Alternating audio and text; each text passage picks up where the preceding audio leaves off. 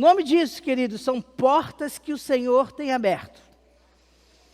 E é sobre isso que eu gostaria de falar com vocês essa manhã, com o tema Porta Estreita. Eu gostaria de convidá-los a abrir a sua Bíblia em Lucas capítulo 13. Lucas capítulo 13, para conversarmos um pouquinho sobre essa porta estreita que o Senhor Jesus menciona nesse texto. Agradecidos, queridos, a Deus também por esta EBF que nós tivemos esses dias aqui, onde se passaram aqui mais de 100 crianças e, enfim, mais de 100 lares representados, e nós não podemos mensurar de fato o que Deus fará dentro desses lares, mas eu espero que seja um avivamento para poder transformar essas casas, amém? Então que Deus continue abençoando o ministério infantil e as demandas com o propósito de investir nas nossas crianças, nas crianças do bairro e nas suas famílias, tá bom? Então, Lucas capítulo 13, a partir do versículo 22, nós vamos ler do 22 ao 30, um texto falando sobre a porta estreita. Um texto que relata uma pergunta que é feita para Jesus e que Jesus poderia ter respondido tão diretamente, mas ele entende que ele teria um acréscimo se respondesse dessa maneira. Então vamos ler juntos. Eu estarei lendo na versão NVI. Passava Jesus por cidades e aldeias, ensinando e caminhando para Jerusalém. E alguém lhe perguntou: Senhor, são poucos os que são salvos? Parênteses, irmãos, Jesus poderia ter respondido sim ou não. Mas ele, ao invés disso, ele, no versículo 24, começa da seguinte forma, a resposta dele. Respondeu-lhes: esforçai-vos por entrar pela porta estreita, pois eu vos digo que muitos procurarão entrar e não poderão. Quando o dono da casa se tiver levantado e fechado a porta, e vós, do lado de fora, começardes a bater, dizendo: Senhor, abre-nos a porta, ele vos responderá: não sei de onde sois. Então direis: comíamos e bebíamos na tua presença, ensinavas em nossas ruas. Mas ele vos dirá: não sei de onde vós sois, apartai-vos de mim, vós todos os que praticais iniquidades. Ali haverá choro e ranger de dente, quando virdes no reino de Deus Abraão, Isaque, Jacó e todos os profetas, mas vós lançados fora.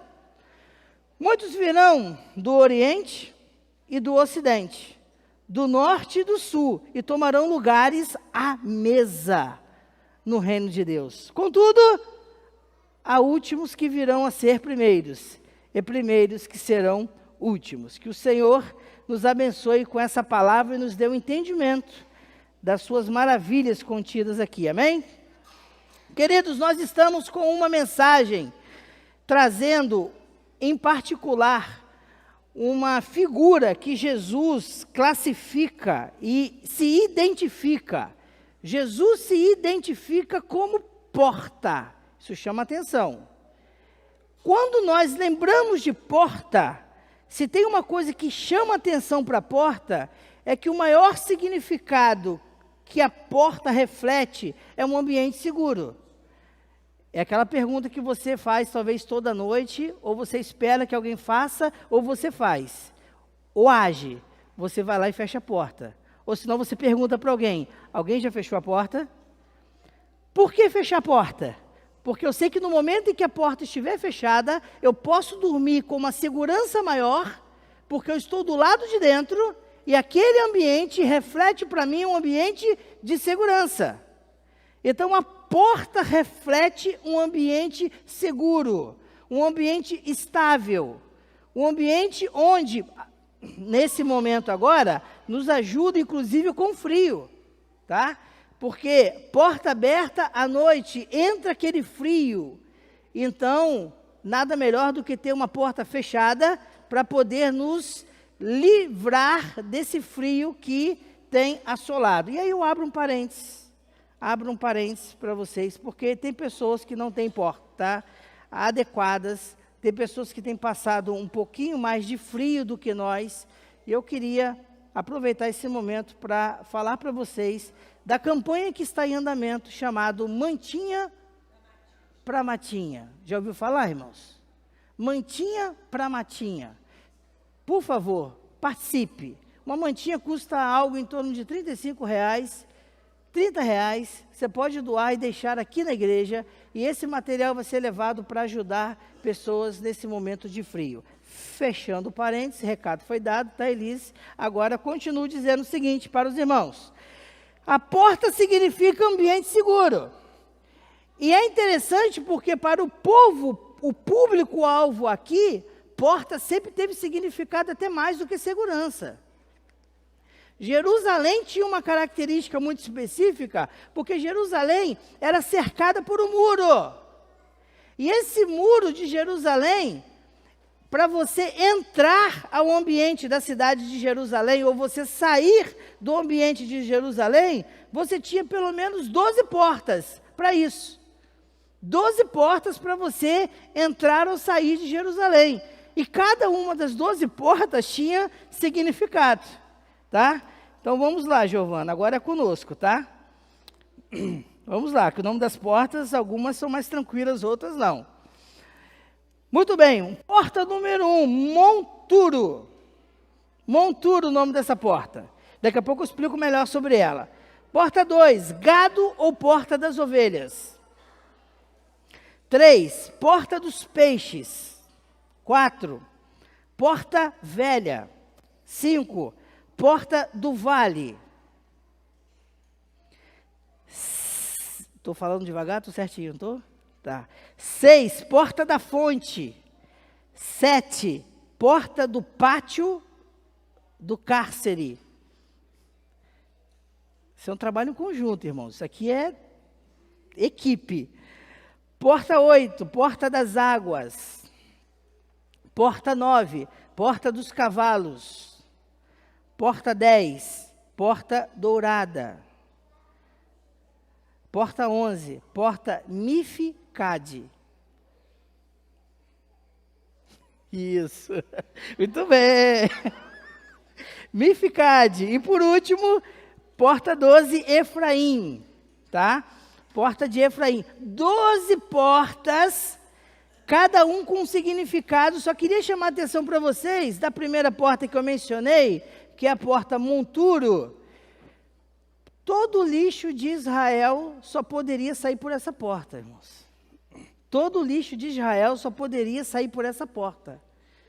Não poderia sair lixo por nenhuma das demais 11 portas, só poderia sair pela porta Monturo.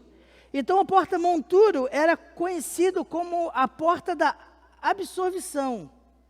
Era a porta onde que se saía o que era lixo. E aí eles faziam uma interação, que era a porta por onde se saía o pecado. Ou seja, era a porta por onde se limpava Jerusalém. O que tem de sujo em Jerusalém sai por essa porta. Eles cuidavam dessa porta de uma maneira especial. É a mesma coisa, por exemplo, hoje um restaurante que é muito bem assessorado, né?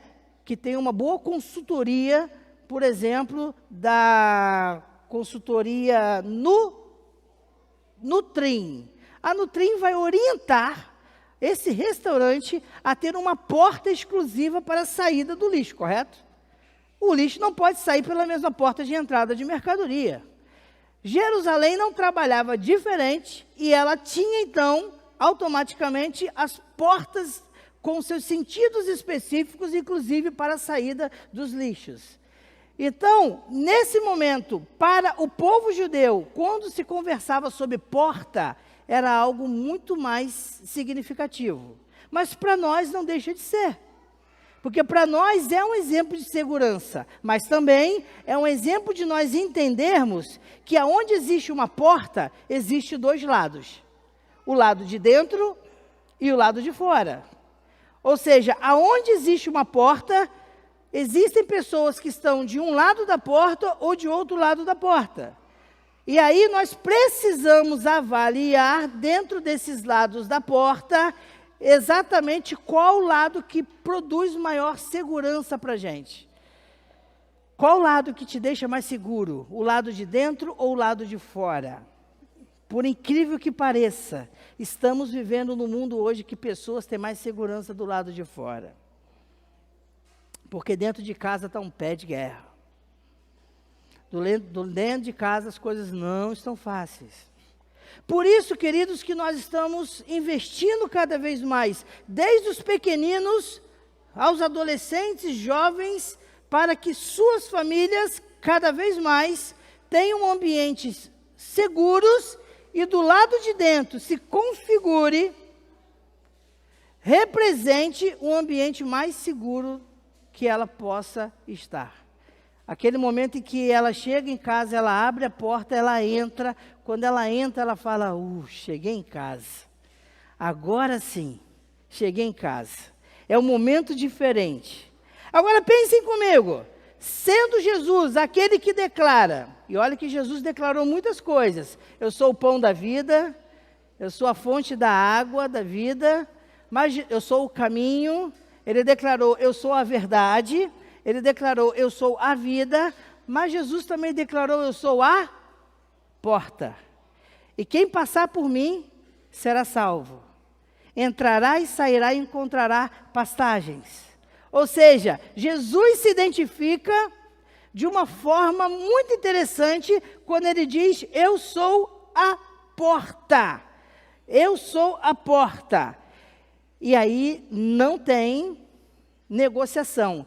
Quem passa por essa porta está seguro. Quem passa por essa porta está salvo. E eu gostaria de lembrar de uma porta que eu espero que cada um de nós um dia possamos atravessar. Porque quando eu lembro de porta, eu lembro de acesso. E lembrar de acesso é começar a lembrar dos primórdios, do início, lá em Gênesis, quando fala sobre o Jardim do Éden. No Jardim do Éden existiam, pelo menos, duas coisas que nós perdemos quando o acesso ao Jardim do Éden foi bloqueado. Quando a porta do Jardim do Éden foi fechada. Não existe relato bíblico que o Jardim do Éden foi destruído. Existe relato bíblico que foi bloqueado o acesso por conta da presença do pecado, e essa presença não poderia fazer parte mais daquele ambiente. Mas duas coisas marcam o Jardim do Éden. Uma delas era a eternidade. A eternidade marcava, o homem estava pronto para viver a eternidade. O homem estava pronto, irmãos. Por isso que a morte de alguém nos traz vários sentimentos, mas um deles que deve permear o nosso ser é o seguinte: isso não existiria se não fosse o pecado.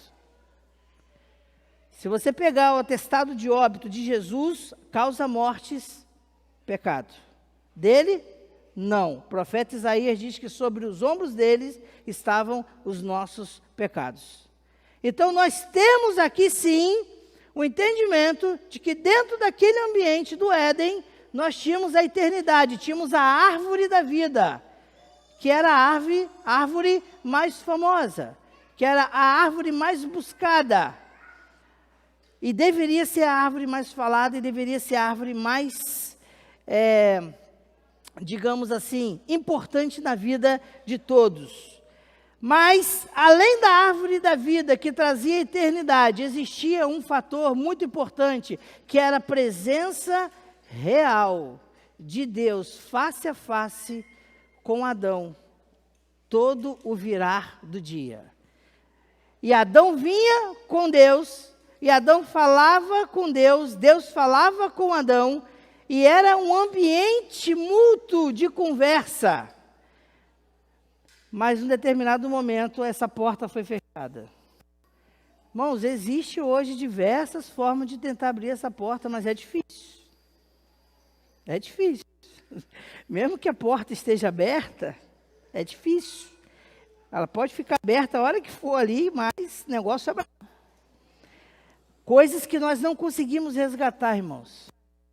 Ontem eu pregava para um grupo de adolescentes, eu dizia para eles assim: quantas vezes vocês ainda estão orando e de repente vocês dormem? Quanto tempo vocês estão orando e vocês não conseguem terminar a oração porque, sem querer, vibrou o celular e aí já era. É um conflito na mente de que eu preciso parar essa oração para poder ver que mensagem foi essa. Mas eu falei para adolescentes de outra igreja, aqui não temos essa situação, entendeu? Então, queridos, bloqueou. Mas Jesus, ele se identifica como a porta. E é interessante pensar que no Antigo Testamento existe algo que lança uma luz para isso. Eu gosto muito de pensar que a Arca de Noé, ela projeta muito sobre essa frase de Jesus, eu sou a porta. Na teologia existe uma coisa chamada tipo e antítipo, tá? Ou seja, algo do Antigo Testamento que projeta para o Novo Testamento. Ou seja, acontece aqui, mas está projetando em Cristo Jesus. E quando você pensa na Arca de Noé, não é diferente. Quantas portas tinham na Arca de Noé? Uno, tá? Somente uma porta. A grande questão é que tanto Noé, a esposa, tanto Sem, Cam, Jafé, as suas esposas, todos aqueles que entraram por essa porta, todos os animais que entraram por aquela porta, eles foram salvos. Todos que entraram por essa porta, todos que foram para o lado de dentro, estiveram seguros no tempo de tribulação, no tempo de morte, no tempo de choro e ranger de dente. Porque na época em que veio aquela chuva do dilúvio, na época as pessoas ficaram de fora. Gente, havia choro e ranger de dente. Sabe por quê? Porque eles ouviram falar que haveria esse momento, que esse momento chegaria, mas eles simplesmente ignoraram e chamaram Noé de maluco, Noé de louco, e durante os anos em que Noé pregou, eles ignoraram. E agora, a pior coisa que acontece, gente, é a chamada autoculpa. É você olhar para você e você se sentir, e você aplicar a culpa a você. E muitos estavam, se eu tivesse dado ouvidos. Se eu tivesse prestado atenção no que Noé falou. Se eu tivesse entrado por essa porta. Porque se eu tivesse entrado por essa porta agora, eu não estaria sofrendo o que eu estou sofrendo agora. E o texto bíblico, ele fala justamente sobre isso. Ele fala que haverá um dia, haverá um momento, em que o dono da casa, ele vai se levantar e vai fechar a porta. E quando ele fechar a porta, quem estiver do lado de fora vai viver uma situação diferente de quem estiver do lado de dentro. É um pouco parecido com aquela parábola do rico e do Lázaro. Quando o rico está no lugar de tormento, no lugar de sofrimento, e o lugar de sofrimento era tão grande que ele chega a ponto de pedir que fosse apenas molhada a ponta da língua dele para tentar aliviar o sofrimento que ele estava. Mas naquele momento, no lugar de sofrimento, ele olha e vê Lázaro deitado ali no seio de Abraão, totalmente em outra realidade, diferente daquela que ele estava. E ele pede para ir para lá, ou Lázaro vir para cá, e a informação é, quem está aqui não pode ir para aí, e quem está aí não pode vir para cá. Mas eu preciso de ajuda para que pelo menos os meus familiares e as pessoas que eu conheço mudem de ideia lá, porque senão eles virão para o lugar de tormento que nem eu. Olha, já tem gente pregando lá. Já tem gente pregando lá dentro das empresas, dentro das escolas, dentro dos postos de saúde.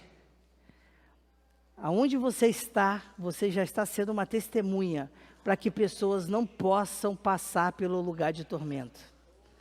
Entenda, meu querido irmão, minha querida irmã, que você é a resposta que Deus está levando para um coração ter uma mudança, uma transformação, que não vai ficar somente para essa vida, não. É uma mudança para a eternidade.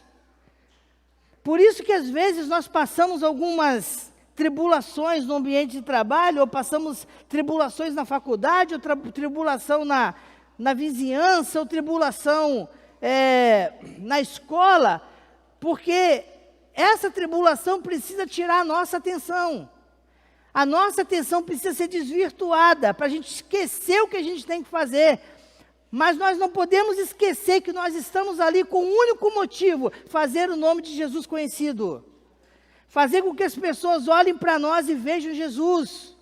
Quando nós entramos dentro de uma escola com esta camisa aqui, queridos, que é a camisa, uma das camisas que nós entramos, nós não precisamos de nada para dizer aqui que somos evangélicos. Aqui diz que eu sou evangélico, aqui diz que eu sou de alguma igreja, mas é incrível que todos sabem que nós somos evangélicos e que nós somos de uma igreja. É incrível como as pessoas reconhecem que tem algo diferente, algo que está sendo feito por elas, que não é normal que se aconteça, ok? Não estou dizendo que não aconteça, mas que não é normal, tá? Acontece numa escala muito pequena, por alguns professores sim, por alguns funcionários que lutam e dão seu sangue para ver a coisa melhorar. E nós entramos como aqueles que irão apoiar, ajudar e fazer com que o nome de Jesus seja, então, conhecido naquele lugar.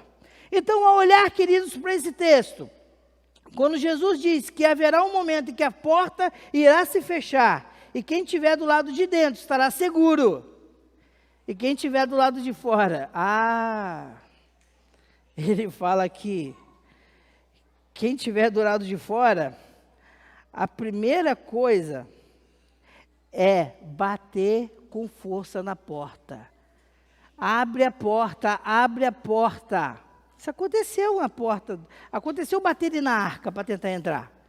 Abre, Noé, Noé, nós erramos, Noé, nós te conhecemos, Noé, a gente jogava bola, Noé, a gente estava junto, Noé, a gente fazia lanche ali a gente estava junto, churrasquinho e não sei o quê.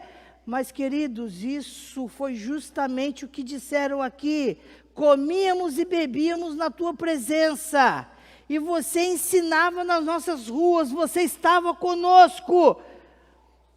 Mas ele vos dirá: não sei de onde vós sois, apartai-vos de mim, vós todos os que praticais a iniquidade. Queridos, havia há muito tempo um termo que era usado nas igrejas, que era chamado os amigos da igreja. Era um termo muito usado antigamente, hoje em dia usa pouco. Mas as igrejas usavam um termo chamado os amigos da igreja. O que é o amigo da igreja? É o amigo da igreja, ele vem e senta, e está junto, e está perto, e está abraçando todo mundo, e é interessante isso do amigo da igreja. Eu participei de uma igreja uma vez, que nós tínhamos um membro que estava muito, muito envolvido com todas as coisas, envolvido nos ministérios e participando. E um dia, numa pergunta que nós fizemos para ele, já tinha passado já aí uns 5 anos, e rapaz, como é que foi seu batismo? Foi quando? Nunca me batizei. Como assim? Não, nunca me batizei, eu só frequentava a igreja, me botaram no ministério, eu entrei, e eu estou participando. Se confunde essa questão de amigo da igreja com amigo de Jesus. E é uma coisa que precisa se tomar cuidado, porque os amigos da igreja, ou aqueles que estão próximos, mas não atravessaram a porta, não terão diferença daqueles que levaram uma vida 100% entregue, dissoluta ao pecado. Não terá diferença, irmãos. Isso é triste. Porque todos serão colocados da mesma forma do lado de fora da porta. Quem está do lado de fora da porta não está do lado de dentro. Então vai bater e vai dizer: mas eu estava junto. Se você abrir em Mateus 7,14, vai ser pior ainda. 7:21, perdão. Mateus 7:21. Tá? Vai ser pior ainda, porque eles vão gritar dizendo: Senhor, Senhor, em seu nome nós curamos. Eita! Em seu nome nós expulsamos demônios. Em seu nome nós evangelizamos, nós profetizamos. Mas Jesus dirá: eu não vos conheci. Porque quando você expulsou o demônio, você deve ter falado em nome de Jesus, e o demônio não sai por causa de você, o demônio sai por causa do nome de Jesus. O demônio, a cura não acontece por causa de mim, a cura acontece por causa do nome de Jesus, por conta do poder do Espírito Santo para poder fazer aquela obra, porque se depender de mim, dessa carne, fazer alguma coisa, eu vou ficar esperando e sentado. Se um dia, como eu já me deparei com muitas situações, alguém quiser buscar crédito, através de mim eu curo, através de mim eu expulso, entenda, tem alguma coisa errada, porque nós somos pecadores. E como dizia um professor meu de seminário, nós somos, na verdade, miseráveis pecadores, e que precisamos da graça e da misericórdia de Deus, para poder fazer tudo, como fazer isso que eu estou fazendo aqui, trazendo a mensagem, para desenvolvermos qualquer tipo de ministério, para falar com Deus, nós precisamos do Espírito Santo e da misericórdia do Senhor. Então, queridos, da mesma forma que entrar pela porta na arca trouxe salvação para a família de Noé, hoje o que nós estamos observando é que essa porta chamada Jesus é a porta que traz salvação e confirmação para a nossa vida. Por quê? Porque eu posso ter passado por essa porta já e já ser o salvo em Cristo Jesus. Amém por isso. Agora traz para mim também uma confirmação de que agora eu sou um filho querido, uma filha querida, e que isso precisa mexer com o meu dia a dia. O meu dia a dia não pode ser mais o mesmo. Eu não posso mais deixar as agendas do dia a dia, as rotinas do dia a dia desse mundo me levarem, porque eu sou um filho ou uma filha querida do Senhor. Eu passei pela porta, eu passei por ela. Eu fiquei tentando entender o tamanho dessa porta durante muito tempo, irmãos. É uma porta estreita, mas quanto de estreita é essa porta? Como ela é estreita? É uma porta que dá para eu passar, mas eu tenho que me abaixar? Será que eu tenho que emagrecer um pouco para passar por essa porta? Será que quem for muito mais alto do que eu vai ter mais dificuldade de passar por essa porta? O que Jesus está dizendo com essa porta estreita? E aí, tudo se responde quando nós entendemos se Jesus é a porta. Nós vamos entender que a porta é a medida exata do caráter de Jesus. É o entender que em Jesus eu serei moldado o suficiente para passar por essa porta. Naquele momento em que os meus pecados são deixados de lado, que eu sou perdoado, naquele momento em que eu assumo o caráter de Cristo, eu tenho a medida exata para passar por essa porta estreita. Então, queridos, não é uma porta que se passa de qualquer forma. Não é uma porta que se passa de qualquer forma. Nós estamos enfrentando uma luta muito grande com algumas igrejas pregando sobre a chamada hipergraça. Venha do jeito que estás e entra do jeito que estás. Vai nada. Vai nada. Você vem do jeito que estás, se entrega a Jesus. Deixa Jesus te moldar. Você vai ter a medida exata de Cristo, aí você passa por essa porta. Porque, queridos, vir à igreja é um começo para que você venha ao reino de Deus. Entenda uma coisa, tá? Vir à igreja é o começo para que você entenda como entrar no reino de Deus. Às vezes você entra até no reino de Deus antes de entrar na igreja. Às vezes você se converte antes e aí sim você entra para uma igreja. E confirma publicamente a sua fé. E serve com os dons espirituais que Deus te deu, para fazer com que através dessa igreja, pessoas sejam impactadas e membros e seus irmãos em Cristo sejam abençoados com a sua vida. Então, queridos, na verdade, o que nós precisamos entender com essa afirmação é que se eu passei por essa porta, isso precisa mexer com o meu dia a dia. Então, eu preciso saber a medida exata dessa porta, porque essa porta é única, não existe outra porta. Não existe, se essa porta ficar fechada, eu entrar pela janela, não tem como. Não existe segredo que eu possa fazer, que se ele não abrir essa porta, não adianta. Eu não consigo passar. Então, o que nós precisamos hoje é entender, privilégio de Deus termos passado por essa porta, meus irmãos. Privilégio, Ele ter medido, colocado cada um de nós na medida exata que nós poderíamos para poder passarmos por essa porta. E agora eu devo viver imensamente grato a Ele. Imensamente grato a Ele por isso. Uma gratidão profunda a Ele.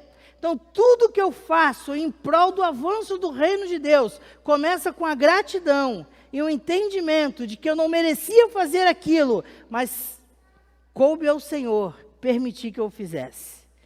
Então, tudo que eu faço, queridos, tem que ser para mim uma alegria, para que eu possa desenvolver isso para a honra e glória do Senhor. Então, é uma porta única, não existe outra entrada, é uma porta com tamanho e largura específica. É a medida exata de Jesus Cristo, essa porta estreita, irmãos. Eita! E por último, entendendo que eu entrei por essa porta, como eu disse, nós precisamos entender a importância disso. Quem passar será salvo. Irmãos, não existe coisa melhor do que eu poder entender que eu sou um salvo em Cristo Jesus. Não existe coisa maravilhosa, tão maravilhosa quanto essa. Eu sou salvo em Cristo Jesus. É aquela alegria de entender, sabe o que, irmãos? Que um dia, segundo Apocalipse 21, descerá a Nova Jerusalém.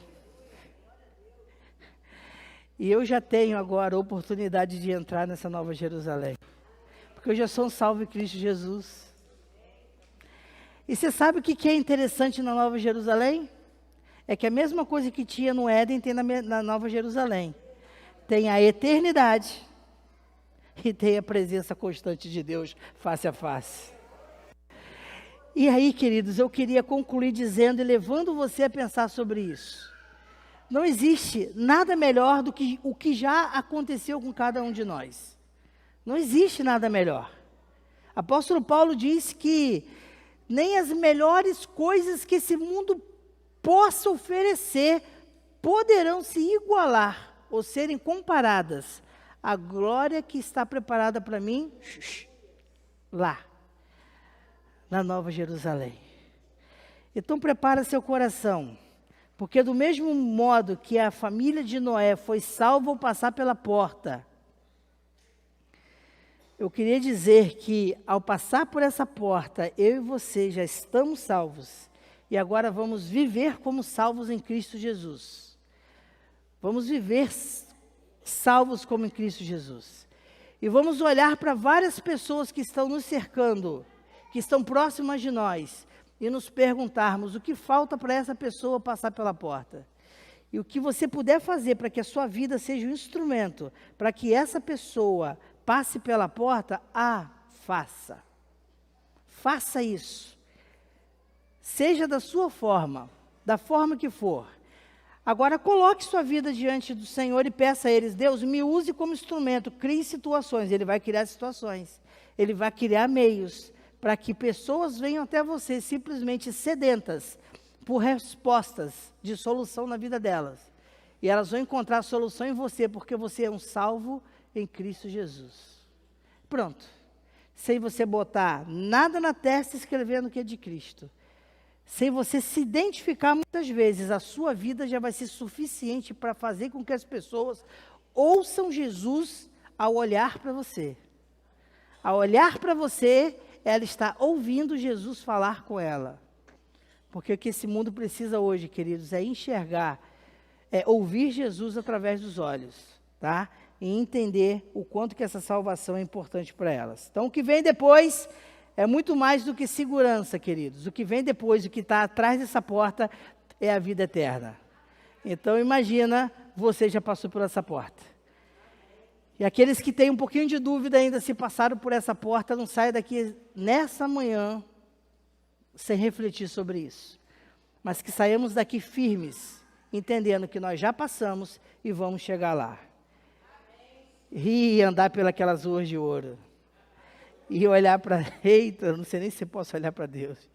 Mas ver aquela imagem, ver aquele ambiente, sentir a presença de Deus. Irmãos, quando nós que estamos aqui, ou em casa, ou nesse ambiente, que é um ambiente de culto ao Senhor, nós começamos a sentir a maneira de Deus, a presença de Deus de forma intensa, a gente não consegue nem se segurar, imagina lá. Eu não sei nem como é que vai ser.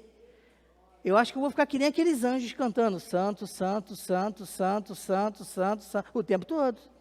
Só vou falar santo, santo, santo o tempo todo. Entendeu? Santo, santo o tempo todo. E é a eternidade, né?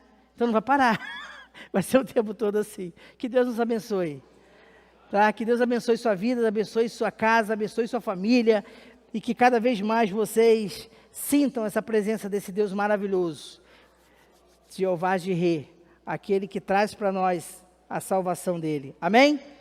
Convido a amada igreja a ficar em pé para orarmos. E desde já agradeço também a presença de você que nos acompanhou pelo canal da IBJA TV, que Deus o abençoe e abençoe sua casa, e que sejamos sempre conscientes de que nós passamos por essa porta. Amém?